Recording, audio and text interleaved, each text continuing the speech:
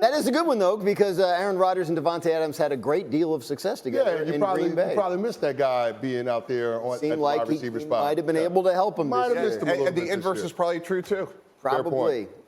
Is the Raiders, is that the best fit for Rodgers? It wouldn't be the worst fit, but I mean, think about it. If he goes to the AFC West, he's going to be the third best quarterback in that division at best, and he's going to have the third best head coach in that division at best. So it's not necessarily the path that you're looking for in order to compete for a Super Bowl. There's a lot of resistance in that respective division. But overall, when you look at the situation, this is going to be dictated by the Green Bay Packers, and Aaron Rodgers would be best served if he works with the organization in order to find a trade partner that will be amenable to giving the Packers max compensation. Because we all know Aaron Rodgers ain't walking away from $60 million this offseason. He's going to play football next year. He doesn't have a no-trade clause. The best thing he can do for his football future is work in tandem with the Green Bay Packers to get where he wants to go. So, Chris, it's interesting. I was at the Jets when we traded for Brett Favre. Very similar situation where the Green Bay Packers wanted him to go to the AFC and not to the NFC because initially Brett wanted to go to the Tampa Bay Buccaneers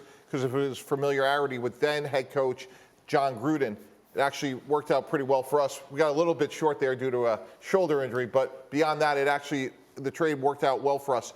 With that being said, that's why I think Vegas makes a lot of sense from a Packer standpoint, Chris, because it's obviously in a different conference as well. So to me, this could be a win-win from a standpoint that Rodgers gets to go to Vegas where they had 9 one-score losses. In those games, Derek Carr threw 7 second-half interceptions. So this team is close. I understand it's Andy Reid and Sean Payton, but if you're Aaron Rodgers and you believe in yourself, maybe you're the one piece that's outcome determinative to get this very talented offense over the hump. What do you think, Nico? I think the hard part about if you're Aaron Rodgers, the last time that you had won a Super Bowl, you had a top 5 defense. So you want to pick a team that, number one, they have to have an offensive line. You need protection. Number two, you want a defense that gives you more opportunities. You want somebody that can give you as many touches as possible. And you look at the Vegas Raiders, they haven't been in the top half of the league since 2002 on defense. I'm talking take the league, cut it in half. They haven't been in the top half since 2002. That's a long, long time. Yeah, it is. So,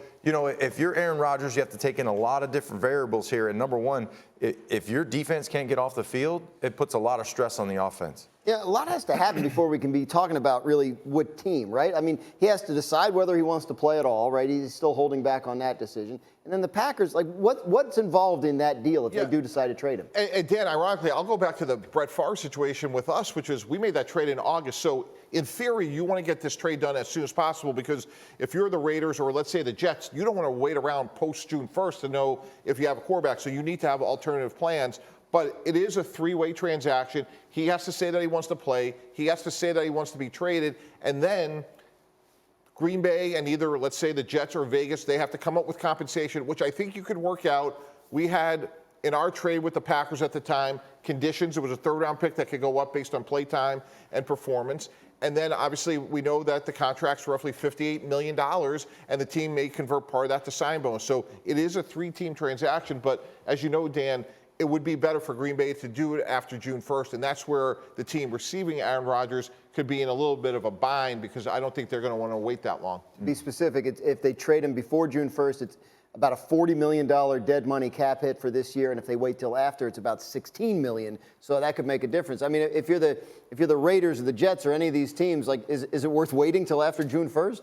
Well, it's worth it if you're the Jets. I mean, what else are you going to be doing at quarterback? Mike White and Zach Wilson? I don't know if that's necessarily the direction that you want to go. I think they're looking at this as a win-now opportunity with the skill position core they have on offense, their offensive line returning healthy, and then a championship-caliber defense. Aaron Rodgers being inserted in the mix could lead the Jets not only to the postseason, but a team that could potentially go on a deep postseason run. But it is absolutely worth the wait because I think they'll have a hard time being able to get a better quarterback than Aaron Rodgers. You have to have a quarterback you could go win with. We were fortunate at the time. We had Chad Pennington. He was a really good quarterback. We just felt like we couldn't beat you guys and Tom Brady consistently with Chad Pennington. That's why we went after Brett Favre. We saw it as an unexpected opportunity. I think if it's Vegas or the Jets, they're going to have to say, hey, we could go win with Mike White, Jarrett Stidham, whoever it may be. And then if Aaron Rodgers falls to us, it's an unexpected opportunity. Yeah, I think it would have to be a situation where you can continue through the offseason with somebody, like you said, that you have trust in that can go out there and help you win football games, but you don't go through the offseason and in the draft thinking this is the guy we're going to have for this season to be successful. You go through it as it is, and if you get him, great. It's the gravy, right? But if you don't, you can still move forward with your team. Yeah, huge. That's a great point. But there are so many teams out there that don't have that answer right now, or at least don't feel like they do. It may be that needs to move quicker. You just dunked on Hembo, but Hembo did help me out and remind me of this. They lost 9 one-score games last year, and in 7 of those 9 games, Derek Carr threw a second-half interception. So this team is close. And when you think about not only Devontae Adams, but Darren Waller, they actually pass protected relatively well. They gave up about the 10th less amount of sacks. This is a perfect fit, not just for what Aaron Rodgers needs, but what the Raiders need as well. What do you think about the Raiders? Yeah, I think it'd be, obviously the offensive system. You have Josh McDaniels, like, okay, that might work with Aaron Rodgers, but the defensively, you have to go to a place that has a better defense. That's tough when you go into a situation where you don't know if you're going to get the ball back. Yeah, every time the defense is on the field, they're getting scored on. That puts more pressure on the offense to go out there and score every single time you touch the football. And then the AFC is loaded. Yeah. So think about that. I know the Packers don't want to trade them in the same division, the NFC, but you go to the AFC, you're going to have to deal with Kansas City, Cincinnati, the Bills. In your division is going to be tough. So again, it just creates that much more competition, which you're Aaron Rodgers, you shouldn't care about competition. Yeah, and Nico, I would say, like, Green Bay, again, my experience dealing with them a decade ago, they didn't want to send Brett Favre to the NFC. I just can't imagine that they're going to see Aaron Rodgers in their conference. And Aaron Rodgers is not a free agent, and they're going to have a big say in where he goes. Control. It's important that we underline that. He's not a free agent, right? He's under contract with the Packers. He has said he hasn't decided yet whether he wants to retire or continue playing. Once he makes that decision, then the decision has to be made whether he wants to continue playing in Green Bay, and Green Bay would have to trade him. So there's a lot of things that still have to be worked out. Dan, I'm not a psychologist, but that body language during that interview, there's zero part of me that says he's retiring. Exactly. Well, the contract tells you he's not going to retire. He's got 60 million reasons why not to. How many? Including a $58 million roster bonus that has to be paid out sometime before week 1. That's not bad. But Mike T, you were talking about it a little bit during the break about the mechanics of how this trade would have to go down because it needs to be a post-June 1 designation.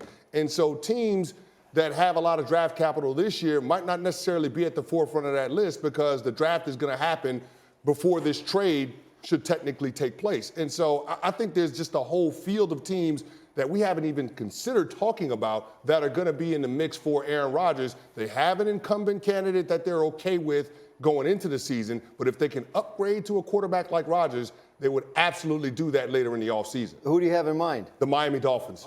The Miami Dolphins seem like a great fit for Aaron Rodgers. They have some cap issues that can be fixed with restructuring some contracts with the top 5 guys in terms of cap hit. But when you look at the weapons that the Miami Dolphins have, Tyreek Hill to go along with Jalen Waddle in the run game with Raheem Mostert and Jeff Wilson, it feels like it's a situation that's tailor-made. They were a playoff team this year, despite their starting quarterback missing parts of 6 games this season. I mean, guys, this Miami Dolphins offense is explosive. Think about if you insert Aaron Rodgers as the trigger man. Yeah, it's a good point. Whichever team gets him, you have to assume this is an unexpected opportunity. Again, going back to my Jet comparison, we had Chad Pennington, who was a good, not great quarterback. So, again, if you're the Jets, re-sign Mike White. Look, if you're the Raiders, it has to be more than Jarrett Stidham. Maybe it's a draft choice. And then you're sitting there on June 1st, you go after Aaron Rodgers, but you can't put your eggs in his basket because if it doesn't work out, then you may not have anything.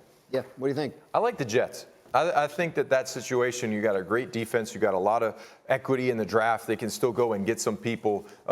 So you look at the Jets organization, and I like the head coach as well. With Saleh as the head coach, a defensive-minded guy. You have Aaron Rodgers come in. Let him and the offensive coordinator deal with the offense. I'm going to manage this whole team here because you start to get in an issue where you got an offensive guru as the head coach, then you have the Hall of Fame quarterback coming in. There could be a little bit of butting heads here on what system we like to run and how we like to attack offenses. You even saw that in Green Bay this year with LaFleur saying, we don't have to simplify anything. And then you got Aaron Rodgers in the locker room saying, we got to just simplify a few things. So when you have that dynamic there with the head coach as the guru and the offensive mind with the Hall of Fame quarterback, sometimes that causes some issues. I know that's a possibility that excites the regular host of this show very much. He loses his mind about it. I myself am agnostic, but Yeah. very interested, and obviously we'll continue with more on the Aaron Rodgers story as the offseason unfolds. First Take is coming up next when we are done here with much more. Thank you for watching ESPN on YouTube. For live streaming sports and premium content, subscribe to ESPN+.